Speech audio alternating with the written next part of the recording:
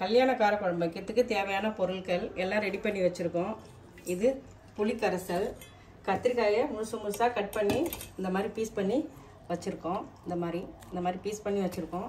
So அதுக்கு தேவையான பொடிகள் மிளகு, ஜீரகம், வெந்தயம், வெள்ளை உளுத்தம்பருப்பு, கடலைப்பருப்பு, வரமிளகா, மல்லி. இது தேவையான குழம்புக்கு தேவையான பொடி. மிளகாய் பொடி, காரச்சில்லி, மஞ்சள் பொடி. இதுக்கு தேவையான வெங்காயம், சின்ன வெங்காயம், பூண்டு, தக்காளி. இது ஊற வச்சு அரைச்சி போடணும். கசகசா, முந்திரி, தேங்காய். இது மொச்சக்கொட்டை ஊற வச்சு அவிச்சு வச்சுருக்கோம். அப்படியே நம்ம குழம்புல போடணும். நான் அடுத்தது குழம்புலாம் ரெடி பண்ணிவிட்டு உங்கள்கிட்ட காமிக்கிறேன். வெறும் வாணலில் இந்த அத்தனை பொடியும் வறுத்து எடுத்துக்கிறோம்.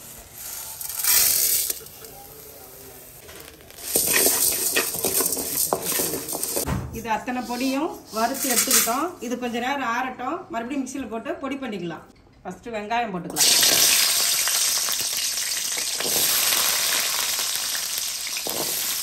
கொஞ்சம் பொன்னிறமாக வந்ததும் பூண்டு சேர்த்துக்கலாம். வெங்காயம் கொஞ்சம் பொன்னிறமாக ஆயிடுச்சு. இந்த டயத்தில் பூண்டு சேர்த்துக்கலாம். பூண்டு போட்டு அதுவும் கொஞ்சம் பாதி அளவுக்கு வதங்கினதுக்கப்புறம் தக்காளி சேர்த்துக்கலாம். பூண்டு ஓரளவுக்கு வதங்கிடுச்சு. இப்போ தக்காளி சேர்த்துக்கிறேன். தக்காளியும் கத்திரிக்காயும் ஒன்றா சேர்த்துக்கலாம். ஏன்னா ரெண்டும் சேர்ந்து வதங்கிறதுக்கு டைம் கரெக்டாக இருக்கும். அதனால் ஒன்றா சேர்த்துக்கலாம்.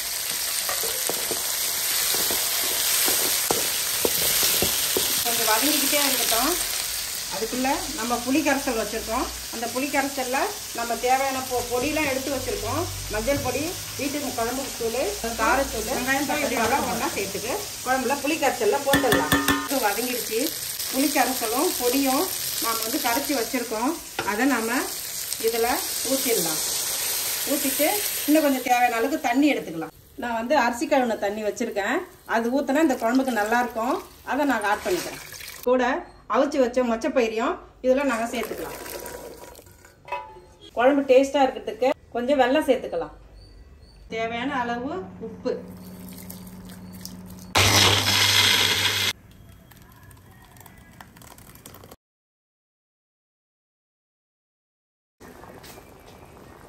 ஒரு பாத்திரத்தில் ட்ரான்ஸ்ஃபர் பண்ணிக்கிட்டு அதில் கொஞ்சம் தண்ணி விட்டு கலக்கி கொட்டினா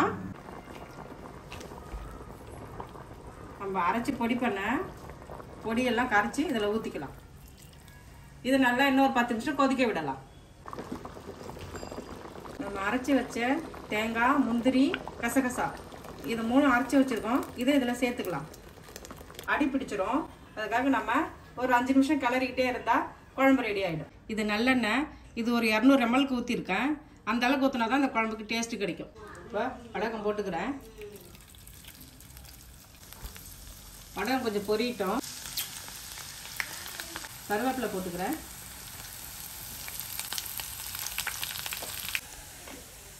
இது பொரிஞ்சிச்சு.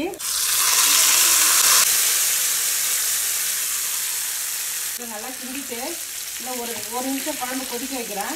கொதிக்க வச்சுட்டு மறுபடியும் காமிக்கிறேன். அந்த எண்ணெய்லாம் நல்லா மேலே பிரிஞ்சு வந்திருக்கும்.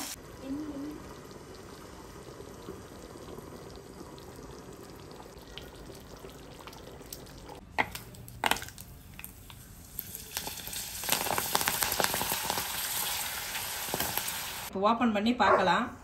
இப்போ பாருங்கள் குழம்பு எந்த அளவுக்கு திக்னஸாக நல்லா பருப்போட, கத்திரிக்காயோட, ஆயிலோட எப்படி இருக்குன்னு பாருங்கள்.